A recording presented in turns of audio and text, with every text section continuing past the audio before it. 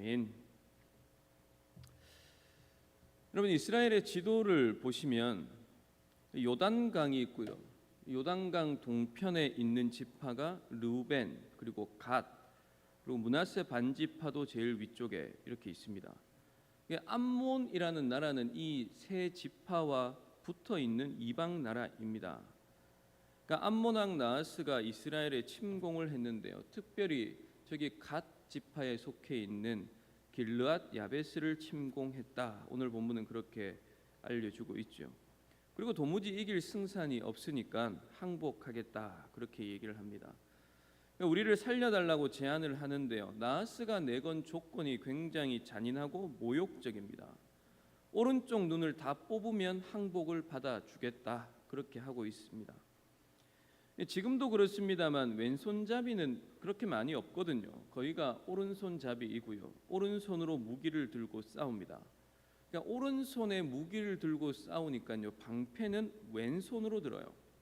왼손으로 방패를 들고는 왼쪽 눈을 가리고 오른쪽 눈으로 상대를 보며 전쟁을 치르는 게 당시의 전쟁 방법이었습니다. 그래서 오른쪽 눈이 전쟁할 때 굉장히 중요한 눈인데, 나하스가 오른쪽 눈을 뽑으라, 그렇게 하는 것은 더 이상 전쟁할 수 없는 자들로 만들겠다라는 거예요.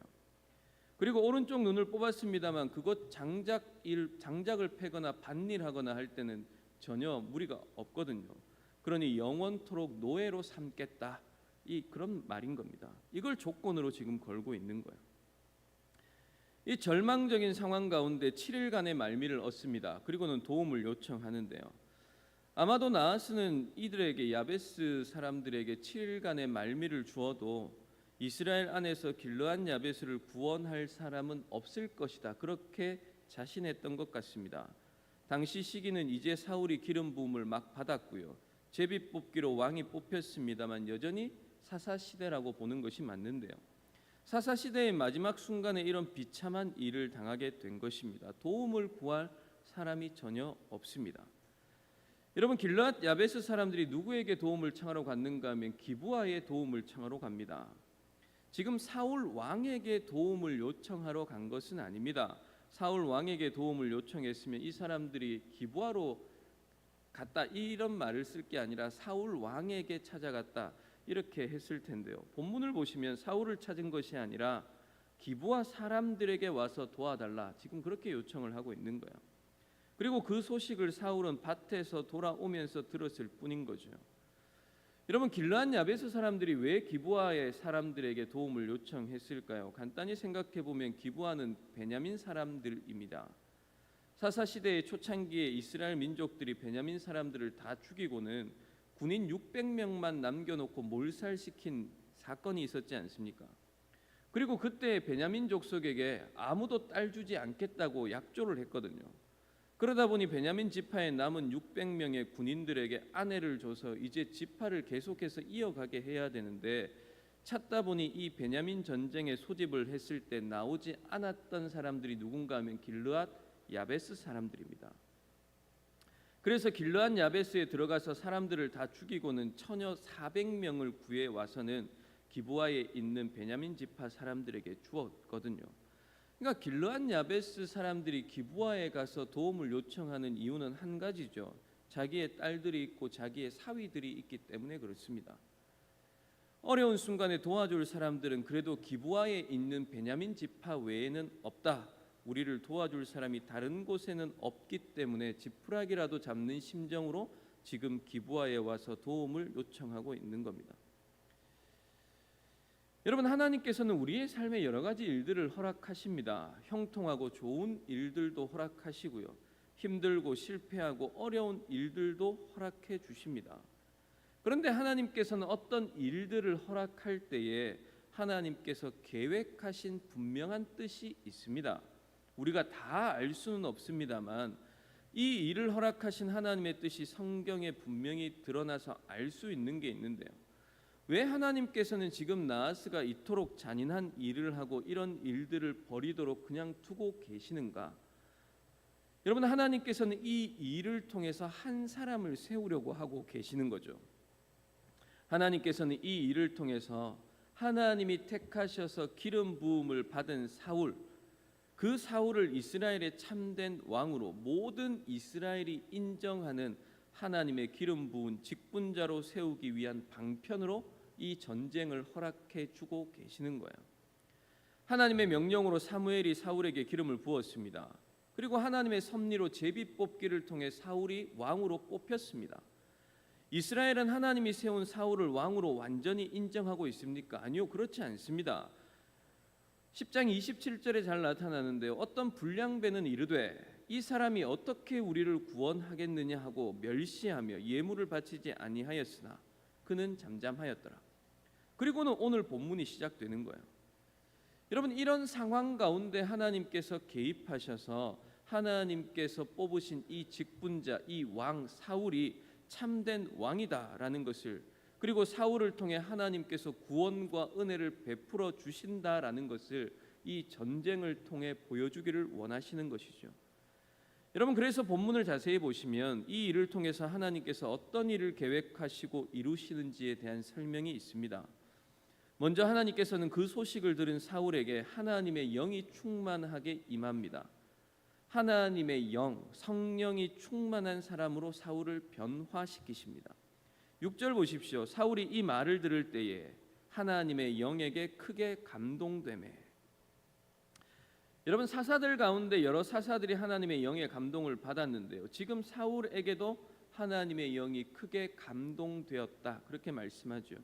여러분, 원어 그대로의 의미를 살리면 하나님의 영이 사울에게 돌진했다, 이런 의미인데요. 하나님의 영이 비둘기처럼 예수님께는 잠잠히 임했습니다만 사울에게는 하나님의 영이 달려들듯이 달려들어 사울을 확 감싸 안듯이 그렇게 사울을 사로잡았다, 이런 의미예요. 여러분, 사사기에 삼손에게 성령이 임할 때에도 이런 방식으로 임하셨습니다. 삼손에게 하나님께서 강력한 은혜로 그를 붙잡아 주셨듯이 사울에게도 성령께서 그렇게 임재하였다. 성경은 그렇게 우리에게 가르쳐 줍니다. 여러분, 생각해 보십시오. 사울의 성품을 우리가 지금까지 살폈습니다만 지금 전쟁의 위험 가운데 있고요, 나하스의 위협 가운데 있습니다. 사울의 본성을 따르면 의기소침할 수밖에 없습니다. 여러분, 왕을 뽑을 때 짐꾸러미 속에 아무도 찾지 못하게 숨어있던 사울이지 않습니까? 나하스의 공격 앞에서 우리와 언약하자, 그리하면 우리가 너를 섬기리라. 여러분, 이게 길르앗 야베스만의 문제는 아니에요. 본문 4절에 길르앗 야베스 사람들이 기브아에 이 말을 전했을 때 기브아 사람들의 반응 보십시오. 모든 백성이 소리를 높여 울었다라고 이야기합니다. 이 전쟁에서 이길 수 있는 방법이 없거든요. 우리를 구원해 줄 사람이 없다, 그렇게 모든 이스라엘이 지금 생각하고 있는 겁니다. 우리의 살고 죽는 것, 이건 나하스의 손에 달려 있다, 그렇게만 생각하고 있기 때문에 우는 거예요. 그러나 여러분, 성령께서 강력하게 임했을 때에 삼손이 블레셋의 무서운 군대들을 혼자 힘으로 싸우면서도 전혀 무서워하지 않고 싸웠듯이 사울의 마음속에 하나님의 거룩한 분노가 일어나게 됩니다. 하나님의 백성들이 이방인에게 모욕받게 되었다는 이야기를 사울이 듣습니다. 평소에 가졌던 사울의 의분이 아닙니다. 하나님께서 그의 마음에 충만하게 임하시자 하나님께서 자기 백성들이 당하는 수치와 모욕에 대해서 하나님이 느끼시는 그 분노, 그 의분이 지금 사울에게 마음에 사로잡혔다, 이 말이에요. 여러분, 그 마음으로 사울은 모든 지파에게 소집령을 내립니다. 다 와서 하나님을 위해 전쟁하자, 그 소집령을 내리는 거죠. 오늘 본문을 보시면 그 소집령을 내렸을 때에 여호와의 두려움이 백성에게 임함에 그들이 한 사람같이 나온지라. 모든 이스라엘 백성들이 하나님을 두려워하는 마음으로 하나같이 달려 나왔다, 그렇게 이야기를 하고 있습니다. 여러분, 사사기를 보면 기드온이 소집령을 내린 적이 있거든요. 그러나 그 소집령을 내렸을 때 모든 이스라엘 백성들이 하나같이 나오지 않습니다. 소집령을 듣지 않았거나 기드온을 무시하는 것, 그게 이스라엘의 영적인 상황이었어요. 그러나 지금 하나님의 영이 강력하게 임하니 사울을 변화시킬 뿐만 아니라 하나님의 말씀에 순종해야 되는구나 하는 그 두려움을 백성들의 마음에도 주셔서 하나같이 전쟁을 하러 나오게 되는 겁니다. 여러분, 세 개의 부대로 나누어서 기습하여 성공하는데요, 전쟁에서 크게 이깁니다. 그런데 이 전쟁에 대해서 사울이 보기에도 이것은 자기의 전략이나 자기의 용맹함으로 이긴 게 아닙니다. 하나님께서 확실히 이기게 하셨구나, 이것을 사울이 분명하게 깨닫습니다. 여러분, 그 증거가 어디에 있는가 하면 엄청난 대승을 거두고 난 다음에 백성들이 들고 일어납니다. 아니, 사울이 이렇게 훌륭한 왕이지 않느냐, 성령의 충만한 감동과 임재 앞에서 어떤 사사도 해내지 못했던 이 놀라운 승리를 이끌었던 왕인데, 아니 이 왕을 제비 뽑았을 때 우습게 여기고 비난하며 예물을 바치지 않은 자가 있었지 않냐, 그 사람 불러내라, 우리가 죽여버리겠다. 여러분, 그렇게 사무엘에게 가서 호소합니다. 이와 같이 성령에 감동되어 우리를 구원한 하나님이 뽑으신 왕, 그 사울을 비난하고 모욕하고 반대했던 사람들 잡아 죽여야 되지 않겠냐, 그렇게 요구하는 거죠. 사울을 반대했던 사람 죽입시다, 그렇게 해야 마땅합니다. 그렇게 이야기할 정도로 하나님께서는 사울을 지금 높여주고 계십니다. 그런데 여러분, 그때 사울이 자기의 신앙을 고백하는데요, 여호와께서 오늘 이스라엘 중에 구원을 베푸셨습니다. 오늘 승리는 내가 한 것이 아니라 하나님께서 주신 승리입니다. 여러분, 이거 사울이 정확하게 고백하는 거예요. 여러분, 이스라엘 백성 여러분, 오늘 우리는 승리를 경험하고 있지 않습니까? 하나님의 구원을 경험하고 있습니다. 이것은 내가 잘해서 한 것이 아닙니다. 우리가 잘 싸웠기 때문에 얻은 승리가 아닙니다. 하나님께서 우리의 마음을 감동시켜 주시고 우리에게 하나님의 의분을 주시고 하나님께서 우리 앞서 행하셔서 우리에게 이 큰 구원을 주신 것입니다. 구원의 날 우리의 같은 형제를 죽이는 것은 바르지 않습니다. 사울이 그렇게 고백하는 거예요. 여러분, 이 사울의 고백이 신명기 17장에 하나님께서 이스라엘 백성들에게 주셨던 왕, 그 왕의 올바른 모습인 겁니다. 사무엘이 지금 사울의 그 모습을 보는 거예요. 하나님께 기름 부음 받은 왕인데 하나님의 영으로 크게 감동되어 하나님의 마음에 합하게 그리고 충성하며 형제들의 아픔에 의분을 품고 앞서 나가 싸우는 왕, 이 새로운 왕의 모습을 보았습니다. 그리고 이 왕이 자기를 내세우지도 않아요. 자기의 용맹과 전술을 자랑하지도 않습니다.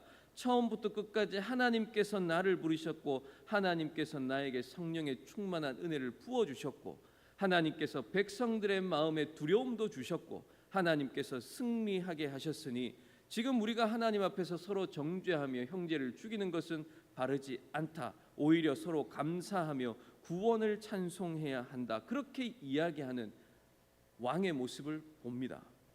여러분, 그 모습을 보았던 사무엘의 마음이 어땠을 것 같습니까?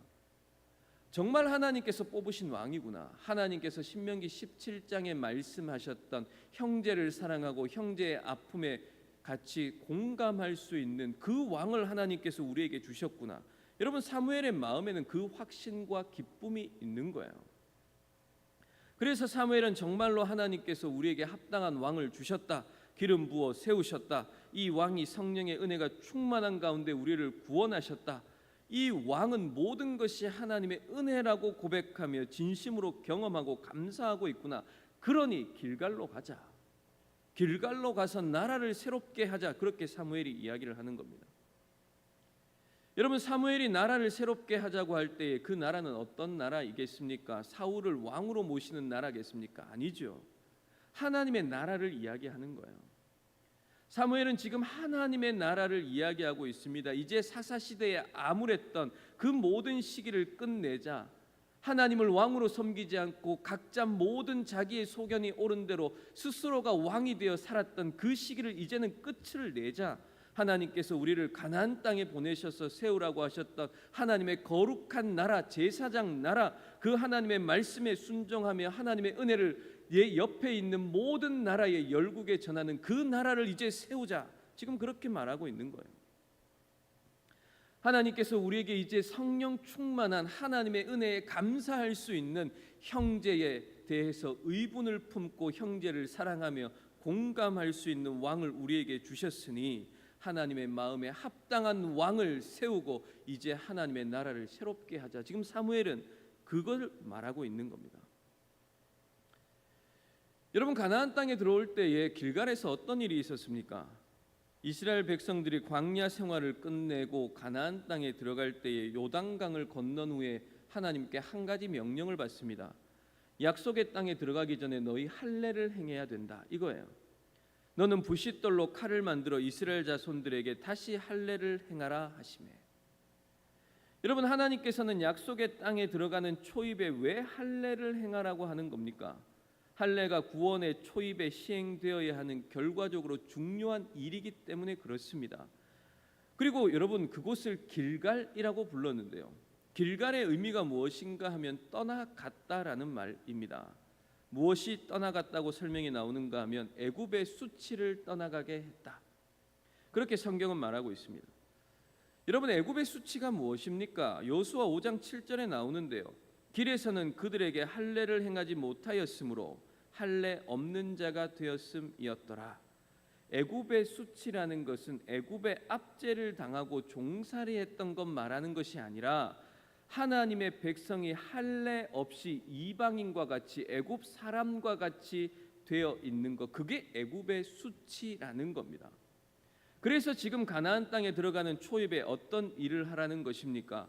애굽 사람과 같이 할례 없는 자, 즉 이방인과 같은 모습을 가지고 있는 자들이었기 때문에 그들은 할례를 받고 하나님의 언약 백성, 구별된 자들이 되어야 했다, 그 말이에요. 그래서 길갈에서 그들은 할례를 행한 것입니다.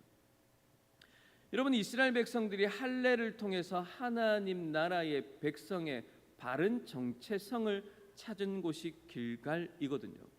여러분, 그 의미가 있는 길갈에서 이제 하나님이 세우신 이 왕을 통해 이스라엘을 새롭게 하는 은혜를 주실 줄을 믿습니다. 사사시대에 하나님이 주신 약속의 땅에서 살아가지만 하나님의 언약을 기억하지 못하고 이방인과 똑같은 생각을 가지고 이방인의 나라와 전혀 다르지 않은 모습으로 살았던 그 시대는 끝내고 하나님이 세우신 왕 사울을 통해 이제 우리는 하나님의 백성다운 자들이 되고 하나님의 나라를 세우자. 여러분, 이게 사무엘의 외침인 거예요. 여러분, 오늘 본문을 통해서 하나님께서 우리에게 그리고 나에게 하시는 말씀이 무엇인가를 생각해 보십시오. 먼저 길르앗 야베스와 기브아 사람들의 모습을 생각해 보십시오. 이들은 여전히 세상의 관점으로 가나안 땅에서 살아가고 있습니다. 나하스가 자신들의 목숨을 쥐고 있다고 생각합니다. 그들의 목숨이 하나님의 손에 달려 있다고 여기지 않습니다. 하나님을 의지하지도 못하고요, 나하스라는 세상의 힘에 그저 굴복하며 살아가고 있을 뿐인 거예요. 이들이 암몬이라는 세상의 공격 앞에서 해결책을 찾아가는 모습들도 한번 보십시오. 하나님의 백성다운 모습이 있습니까? 이 위협 앞에서, 어려움 앞에서 하나님께 나아가 기도하며 하나님께 어떻게 하면 좋습니까? 울부짖지 않습니다. 그저 내 딸과 사위가 있는 기브아에 가서 어찌하면 좋겠냐고 하는 뿐인 거예요. 여러분, 분명 암몬 사람들은 두려운 대상 맞습니다. 오른쪽 눈을 뽑거나 죽거나 둘 중에 하나를 선택해야 되는 상황에 있다면 누구나 두려운 것 당연하죠. 그러나 이들은 앞서 7장에서 미스바에 모였을 때에 블레셋의 파상 공세를 하나님께서 어떻게 이기게 하셨는지를 경험한 자들이지 않습니까? 하나님께서 큰 우레로 그들을 어지럽게 하셔서 이스라엘 앞에서 패하게 하셨던 그 놀라운 일들을 경험했던 이들입니다. 여전히 미스바에는 에벤에셀의 돌이 세워져 있고요. 그러나 여러분, 길르앗 야베스와 기브아 사람들은 어떻습니까? 하나님에 대한 확실한 믿음이 없습니다. 그때는 그랬으나 지금은 그러지 않을 수 있다, 그렇게 생각할 뿐인 거예요. 보이지 않는 하나님이니 반드시 하나님은 지금도 우리를 도우신다, 이렇게 믿는 분명한 믿음이 이들에게는 없는 겁니다. 여러분, 믿음이라는 것이 무엇입니까? 보이지 않는 것에 대한 확증이고 확실함이지 않습니까? 보이지 않는 것이라고 해서 그저 그런가 보다라는 막연함으로 생각하는 것이 아니라 보이지 않지만 본 것으로, 실제로 체험한 것으로 믿고 확실하게 받아들이는 것, 그게 믿음입니다. 그런데 여러분, 우리가 하나님에 대한 믿음이 없으면 우리는 오늘 이 땅을 살아가면서 여전히 길르한 야베스와 같이, 그리고 기브아 사람들과 같이 세상 앞에서 두려워하고 눈앞에 있는 위협 앞에 고개를 숙이고는 타협하며 살아갈 수밖에 없는 거예요. 여러분, 두 번째로 사울에게 초점을 두고 한번 보십시오. 사울의 삶 가운데 이번 나하스와의 전쟁 속에서 하나님께서 함께 하셔서 하나님의 영이신 성령의 은혜 가운데 감동을 받습니다. 사울은 이전에 행했던 것과는 전혀 다른 새로운 모습으로 하나님께서 사용하시는 것을 보게 됩니다. 여러분, 하나님께서 우리를 쓰실 때에, 그리고 하나님께서 교회를 쓰실 때에 성령의 충만한 임재와 감동을 우리에게 먼저 은혜로 주십니다. 여러분, 이거 꼭 기억하셔야 됩니다. 우리 역시 내 삶을 돌아볼 때에 하나님께서 내게 예수 그리스도를 믿는 은혜, 구원의 은혜를 주셨을 뿐만 아니라 정말로 성령께서 나에게 크게 임하시고 감동 주셔서 이전과 전혀 다른 믿음의 삶을 살았다라는 경험과 기억이 있으셔야 되는 거예요. 그리고 여러분, 그 기억이 예전에 한번 있었다가 아니라 날마다 반복되어야 하는 일이라는 겁니다. 구약을 살았던 인물과 신약을 살아가는 우리와는 큰 차이가 있습니다. 신약의 예수님을 통해 우리에게 주시는 은혜는 구약에 주셨던 은혜보다 훨씬 풍성한 은혜입니다.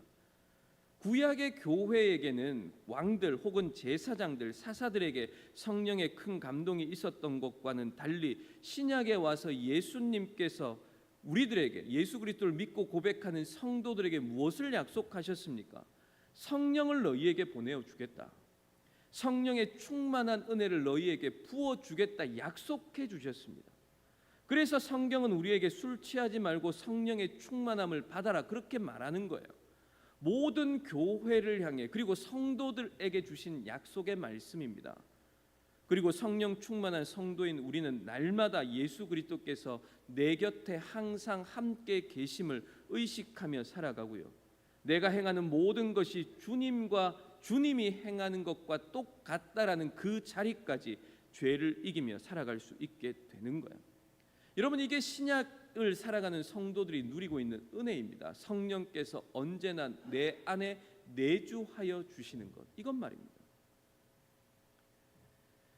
여러분, 이 성령 충만의 은혜를 어떻게 하면 얻을 수 있습니까? 예수님께서 그 부분에 대해서 누가복음에 이렇게 말씀하시는데요. 누가복음 11장 말씀입니다. 내가 또 너희에게 이르노니 구하라 그러면 너희에게 주실 것이요, 찾으라 그러면 찾아낼 것이요, 문을 두드리라 그러면 너희에게 열릴 것이니 구하는 이마다 받을 것이요, 찾는 이는 찾아낼 것이요, 두드리는 이에게는 열릴 것이니라.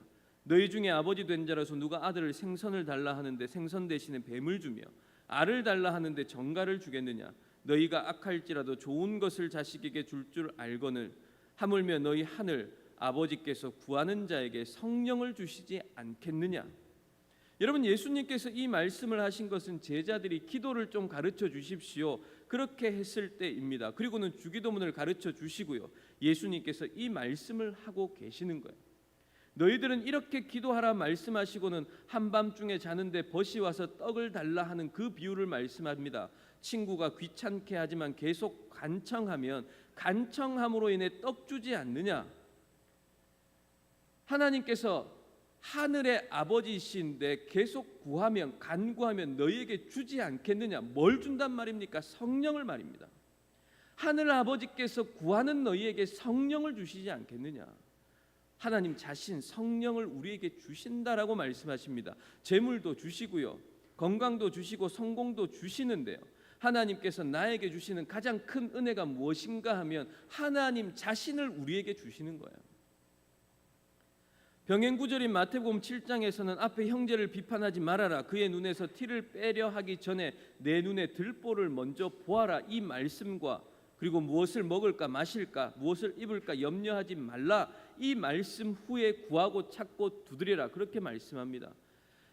성도가 하나님의 백성으로 이 땅에서 살아가려면 반드시 하나님께 구해야 하는 것이 있는데 그것이 무엇인지를 알려주고 계시는 거예요. 그리고 누가복음을 통해 그것이 무엇이라고 분명히 밝혀주십니까? 성령이라고 밝혀주십니다. 성령이 충만하면 우리 스스로는 형제를 사랑할 수 없지만 우리는 염려하지 않을 수 없지만 형제를 사랑하고 염려하지 않을 수 있다라는 말씀이죠. 여러분, 오늘 본문의 사울 보십시오. 암몬 사람 나하스가 올라와서 길르앗 야베스에 맞서 진을 칩니다. 이들을 구원할 자가 없습니다. 기브아에 와서 도움을 요청합니다만 기브아 모든 사람들이 그저 소리를 높여 울 뿐입니다. 그러나 여러분, 사울이 하나님의 영에 크게 감동하니 어떻게 됩니까? 하나님의 백성이 하나님의 대적에 의해서 모욕당하는 것에 분개합니다. 어찌할까 염려하는 게 아니에요. 전쟁에 승리합니다. 전쟁에 승리한 후에 사람들은 사울이 어찌 우리를 다스리겠느냐, 그렇게 한 자가 누구냐, 끌어내어 죽여야 된다고 얘기하지만 사울은 형제를 사랑합니다. 여러분, 이것이 사울이 성령 충만함으로 되어진 일이지 않습니까? 여러분, 이 땅에서 이 세상에서 살아갈 때에 하나님께서 나를 충만하게 지배하시고 하나님께서 나와 함께 하셔서 하나님이 원하시는 일에 나도 사용되어지기를 원하는 그 마음이 우리에게도 있습니다. 그 마음이 있는 우리에게 하나님께서 뭘 하라고 하시는가 하면, 그러면 기도하라 말씀하시는 거예요. 기도하면 지금 예수 그리스도를 믿고 예수님을 사랑하고 믿음으로 살아가는 것과 비교할 수 없는 하나님의 은혜 안에서 성령의 충만한 감동 안에서 살아가는 은혜를 날마다 너희에게 주시겠다라고 말씀하고 계시는 거예요. 사울에게 성령께서 임재하셔서 이전에 경험하지 못했던 충만한 은혜 가운데 하나님의 사람으로 쓰임 받았듯이 너희도 그렇게 하나님의 일에 사용되어지기를 원한다면, 그렇다면 구해라, 찾아라, 두드려라, 성령을 주실 것이다, 그렇게 말씀하십니다. 여러분, 하나님께서는 성령의 충만한 은혜를 아무에게나 주시는 것 아닙니다. 그저 교회에 참여하기만 하면, 그 자리에 앉아 있기만 하면 주시는 것이 아니라 은혜를 간절히 찾는 자에게 주시는 거예요. 구해라, 너희가 받지 않는 것은 구하지 않기 때문 아니냐. 찾아라, 열심히 찾아라. 그리고 문을 두드려라. 다른 곳에 가서 두드리지 말고 하나님 앞에 나와서 하나님, 저를 불쌍히 여기시고 저에게 하나님의 은혜로, 성령의 충만한 은혜로 저를 채워 주십시오. 그렇게 두드리라 하십니다. 여러분, 오늘 본문을 통해 이스라엘의 영적인 상태가 어떤지를 보았습니다. 여전히 하나님을 신뢰하지 못하는 이스라엘. 그러나 여러분, 이런 어려운 영적인 상태의 이스라엘을 하나님께서는 하나님의 백성으로 회복시키는 일을 사울을 통해 해내십니다. 하나님의 영이 충만히 임하자 사울은 암몬의 위협 앞에 두려워하지 않습니다. 염려하지도 않습니다. 하나님이 누구신지 분명히 알기에 하나님의 분을 품고 싸웁니다. 그리고 형제를 사랑하는 참으로 하나님이 세우신 왕의 모습을 보여줍니다. 그리고 온 이스라엘의 왕으로 세움을 받습니다. 성도 여러분, 우리는 늘 길르앗 야베스와 기브아 사람들과 같이 살아갑니다. 세상을 살아가며 눈에 보이는 무서운 것, 거대한 것, 거기에 두려워하고 마음을 빼앗기고 염려하며 살아가죠. 그러니 여러분, 우리는 기도해야 하는 거예요. 구해야 합니다. 찾아야 하고요. 두드려야 합니다. 하나님께서 필요한 것들을 공급해 주십니다. 공중의 새들도 먹이시는 분이시니 들의 꽃도 입히시는 분이니 삶에 필요한 것들은 채워 주십니다. 그러나 여러분, 무엇보다도 하나님 자신을 우리에게 내어 주시는 분이라고 우리에게 가르쳐 주시잖아요. 여러분, 그 하나님을 신뢰하며 살아가십시오. 예수 그리스도를 우리에게 내어 주셨을 뿐만 아니라 예수 그리스도를 다시 살리시고 하늘에 올리시면서 이제는 성령을 우리 모두에게 보내어 주셔서 우리와 함께 언제나 동행하시겠다, 그렇게 약속하시고 지금도 그 약속을 지키시는 분이지 않습니까? 그러니 여러분, 하나님을 신뢰하십시오. 날마다 하나님께 성령을 구하십시오. 하나님 자신을 우리에게 그렇게 내어주실 때에 우리는 이 땅에서 죄를 이기며, 그리고 하나님의 대적과 싸우며, 그리고 승리를 맛보며 반드시 그렇게 살아갈 수 있는 것입니다. 여러분, 이 은혜가 저와 여러분에게 있기를 주님의 이름으로 축복합니다. 여러분, 찬송가